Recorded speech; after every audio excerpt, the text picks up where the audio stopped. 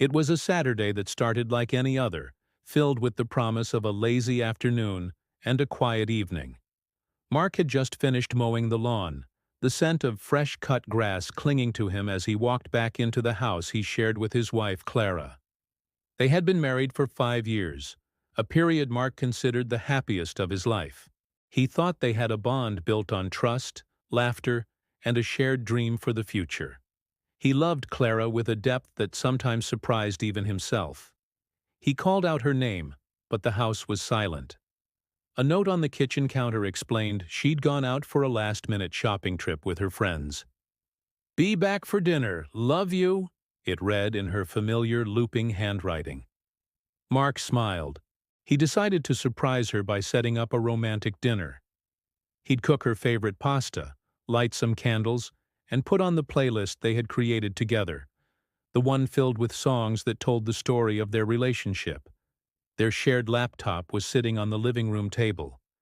Clara usually used it more than he did, for her freelance graphic design work and for browsing online. Mark opened it, the screen flickering to life, showing the familiar desktop background. A photo of them on their honeymoon, smiling under a Tuscan sun. He navigated to their music folder, ready to fill the quiet house with their favorite tunes. But as the music app was loading, another window caught his eye. It was a chat application, one he didn't recognize. It was still open, minimized at the bottom of the screen. Curiosity, a feeling he would later curse, got the better of him. He clicked on it. The window maximized, revealing a conversation that wasn't with her friends. The contact name was simply Alex. The last message, sent just an hour ago, read, "Can't wait to see you. Same place. I miss you." Mark's heart skipped a beat. It was probably a work thing, he told himself. Alex was likely a client. He tried to rationalize it, to push down the cold knot of dread forming in his stomach. But he couldn't stop himself from scrolling up. His world began to tilt. The messages went back weeks, then months.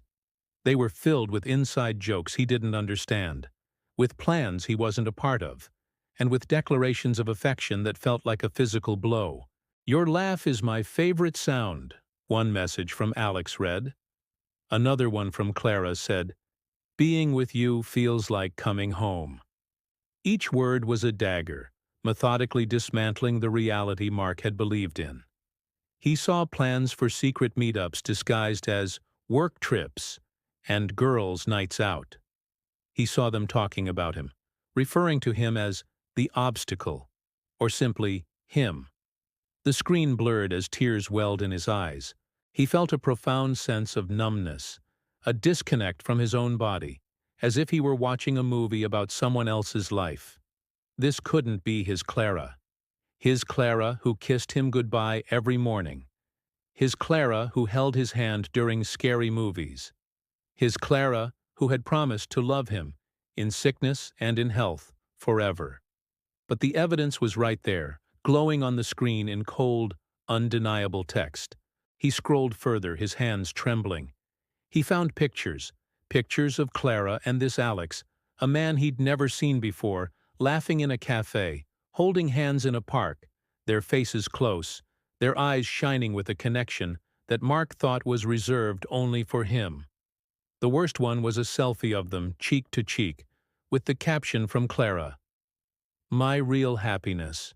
The air was sucked from his lungs. The playlist he had intended to play now seemed like a cruel joke.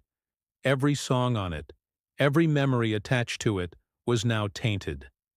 The foundation of his marriage, of his entire life, had crumbled into dust in the span of a few minutes. The man in the honeymoon photo on the desktop background seemed like a stranger, a naive fool living in a world of lies. He closed the laptop, the click echoing in the deafening silence of the house. He walked into the kitchen and stared at the note she had left. "Love you." The words mocked him. He crumpled it in his fist. The plans for a romantic dinner were gone, replaced by a storm of betrayal, anger, and a heartbreak so profound it felt like a physical wound in his chest. He didn't know what to do. Should he confront her? Should he pack a bag and leave? The man who had been so sure of his life, his love and his future just an hour ago, was now completely lost. He sat down on the couch, the silence of the house pressing in on him. He just sat there waiting, as the afternoon sun faded and shadows grew long, waiting for his wife, the stranger he was married to come home. He heard her key in the lock. The door opened, and she walked in, humming a cheerful tune, shopping bags in her hands. "I'm home," she called out, her voice bright.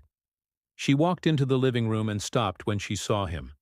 His expression must have told her everything. The smile vanished from her face. "Mark? What's wrong? You look like you've seen a ghost." He just looked at her. The woman he loved, the woman who had shattered his heart. He couldn't find the words, so he simply stood up, walked to the table, opened the laptop, and turned it to face her. He watched as her eyes fell on the open chat window, on the pictures, on the words that had broken him. He watched the color drain from her face as she finally realized that her perfect secret world had come crashing down. The silence that followed was heavier and more painful than any argument they'd ever had. In that moment, Mark knew their story, the one he thought was a beautiful romance, had reached its tragic, final chapter. Discovering infidelity is an incredibly painful experience, and the path to healing is different for everyone. It's a journey that takes time, patience, and often support from others. If you or someone you know is struggling with the emotional fallout from a situation like this, please remember that you are not alone. Talking to a trusted friend, family member, or a mental health professional can provide a safe space to process these complex emotions. There are resources available to help navigate this difficult time and find a path toward healing and rebuilding your life. Seeking help is a sign of strength. Thank you for watching and listening to this story with us. If it resonated with you, please consider liking this video and subscribing to our channel for more content. Your support means the world. Stay safe and take care of yourselves.